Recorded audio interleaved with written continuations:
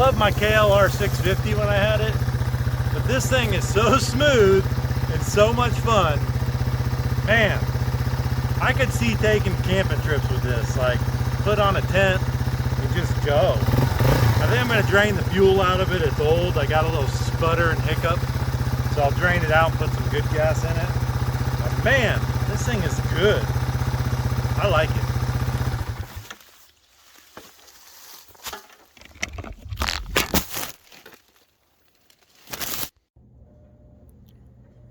Welcome back, guys and gals. So here we have a TW200 I picked up yesterday. I got it I bought that, a CT70 clone, and a little four-wheeler. But I'm hoping this is going to be a quick one. It's carburetor issues, typical ethanol fuel. It's got 1,800 miles on it for an 07. What's that, 120 miles a year? So sorry I didn't film, but I went ahead and yanked the carb out. It's simple.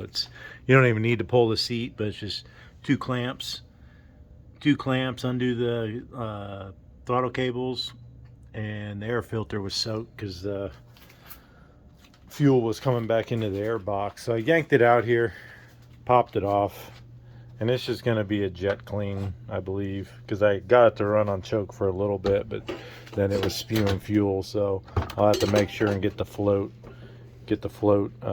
set right and cleaned. But there's really not much to it. It's put it in the stand here. So as I've gone over in the past, right, carburetor, fuel maker, happener, you got your main jet here that picks up the fuel, right, CV carb, so it's done by vacuum.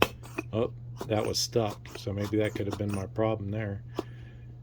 So we'll clean all that out, but we'll pull the main jet, make sure we can go through it. The other one right here, the smaller orifice, is the idle.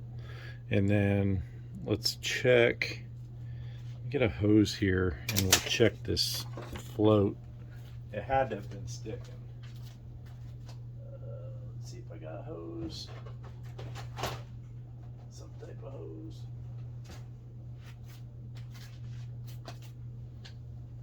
Doesn't look like I have any hose. Let's see if this heat shrink is the right size. Yeah, that'll work. So I can blow through it a little bit, and then it does stop, but I'm gonna take it apart and clean it anyways. Let me throw some gloves on here so my hands don't stink so bad.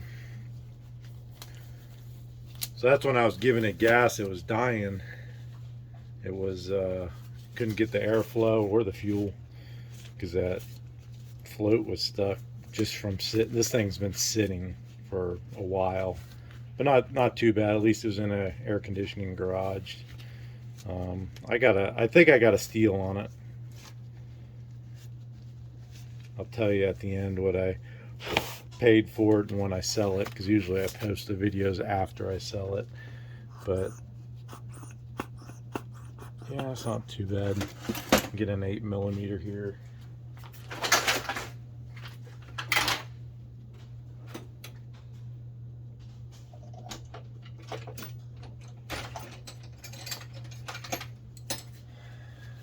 But yeah, I've been struggling with just getting junk. I mean, it's been worn out stuff, and this one came across on Marketplace, and it actually, I guess you can call it not junk because it was actually pretty nice. And that ice bear over there, a CT70 clone, I just wanted to get my itch out because I used to have CT70s when I was a kid. But yeah, this is completely blocked, can't see any light. Oh, actually I can see a little light through it. So, but I'll just take my welding tip cleaners, I'll run it through, spray it out. Yeah, this one's fine. These come in handy because if you try to do it with wire or anything else, these are really stiff and you can clean them really good. But make sure all these orifices are clean. I'll just spray it down with some carb cleaner here. So we know that one's good. We'll stick that one back in. Got to be careful on these brass fittings, especially on this flathead. I'm going to get my small screwdriver in here. Try to pull this idle jet out, but they can strip so easy, and then you're in deep trouble. Alright, so I'll pull that. What sucks is this gasket tore. It's not an O-ring, so I'm going to have to RTV it, I think. Let's see this. See how small that idle jet is. I'll look up through. I mean, it's completely blocked. So we'll take our tip cleaner again. Try to find the smallest one, because smaller the engine, the smaller the fuel it needs. God, this has to be boring to watch, but there's a lot of people that don't know how to do this, and it's not that. All you have to do is either go on YouTube and learn from someone else, or tear it apart and learn. So none of my tip cleaners go small enough for this jet. So what I'm going to have to do, I'll spray it first. And if not, I might have to get some little wire out.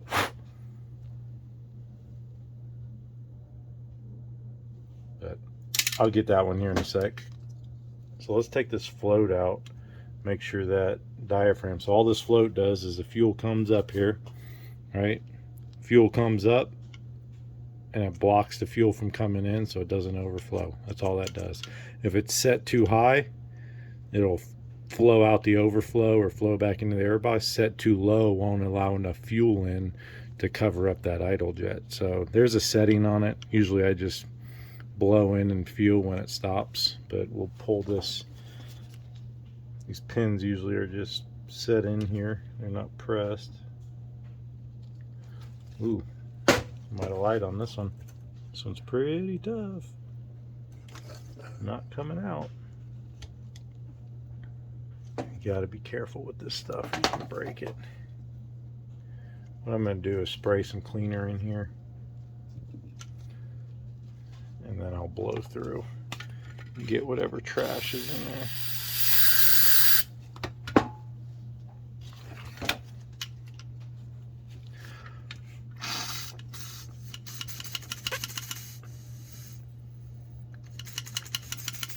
That feels pretty good now. There must have been something.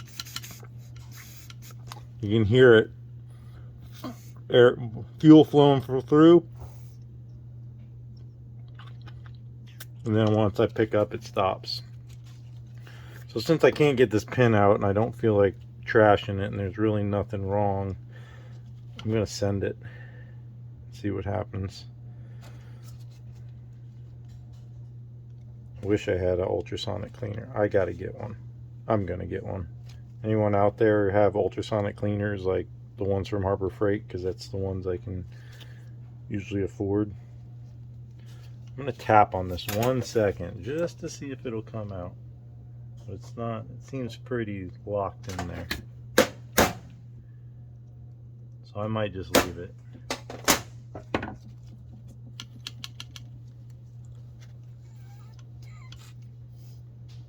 Seems to be stopping. I don't know why. And the float must have been stuck. Kind of like here. I'll put a little... I'm going to put a little WD-40 in here to free up, because it'll work fine now that it's freed up.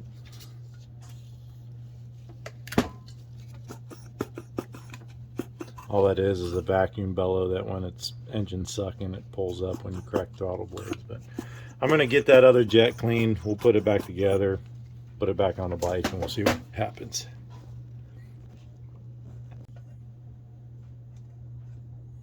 So as you can see here, I couldn't find anything to get through there except strip out some wiring and use the little piece of wire. And I kind of just roll it on my fingers and work it back and forth. But all the welding tip things were too big. I tried a piece of solid wire like that and it didn't work. So sometimes you just gotta get down to the brass tacks and use some wiring or anything you got to clean that out, because that's such a small orifice. That thing must just sit fuel at idle.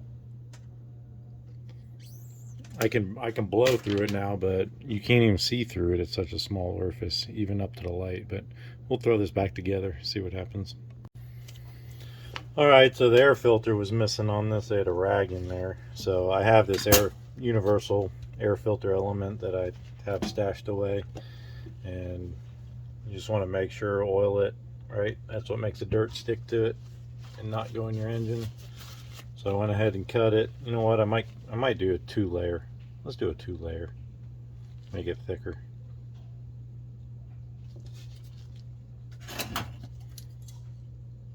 I looked up online, all it is a flat piece anyway, so let's get double the protection. You can never have too much protection.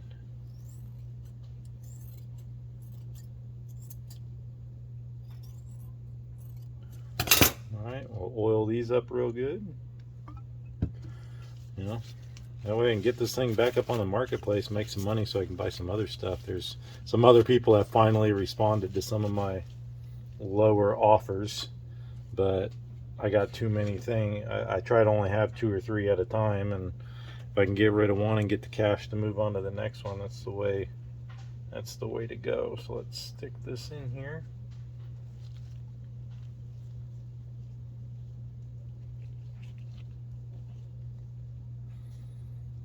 So you had it like that.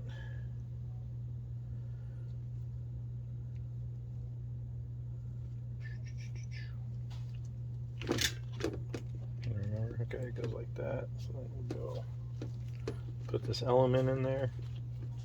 It sucks from the back side, so as long as this is tight up against it, it's good to go, which it is. Should poke a hole. And that should do it. It's got another screen mesh, so I'll stick this all in, and carburetor's already in, so we'll just go ahead and put this in, and I'll check oils because I'll end up changing it, and then we'll try to fire her up. Hopefully the RTV's fine, so we'll see.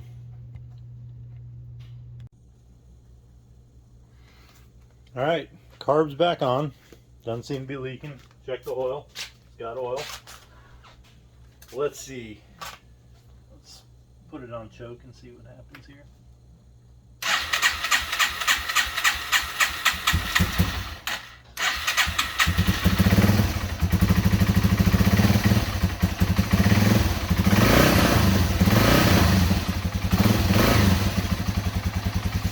Too easy. I shouldn't say that, sorry. No, I mean it's hard.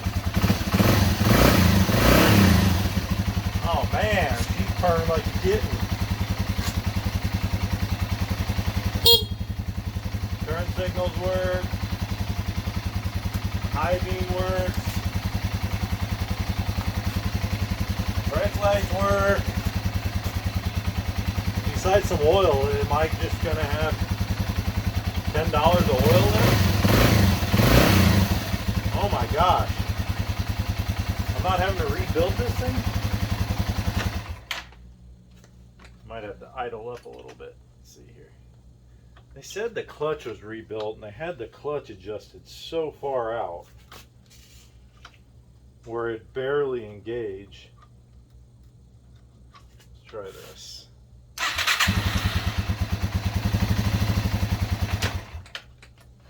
Oh, kickstand switch, dummy.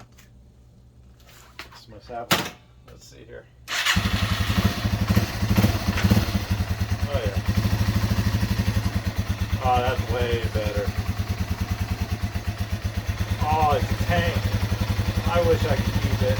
I wish I could have one of everything. She is so nice. Well, that'll be a short video. So that adjustment seems right. It idles perfectly. Clean it up and let's just enjoy it. Let's take the kids for a ride. Let's have the wife ride it. Let's see if Evelyn can, she knows how to use a clutch, but let's see if she can do it on a 2-wheeler. But I'll make another video after I sell it. But I think the profit's there on this one. These things are going for more. I could buy a 2016 FC450 full out dirt race bike cheaper than these. They're going for like $3,500 online. So I'm gonna ask like 32 and see what happens. It's got the racks. Man, this is a nice unit. So let me button some things up and I'll take it for a cruise and see if there's anything else we need to do to it. But it looks pretty good. I appreciate y'all watching.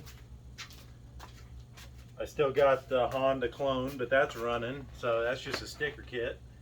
Got the Chinese quad. I want to go pick up a TTR 125 if I could sell this thing, so we will see. Thanks for watching. Subscribe, like, comment, whatever. I do get a lot of comments on my old videos, and I enjoy answering your questions. See you on the next one. Let's see how much he climbs.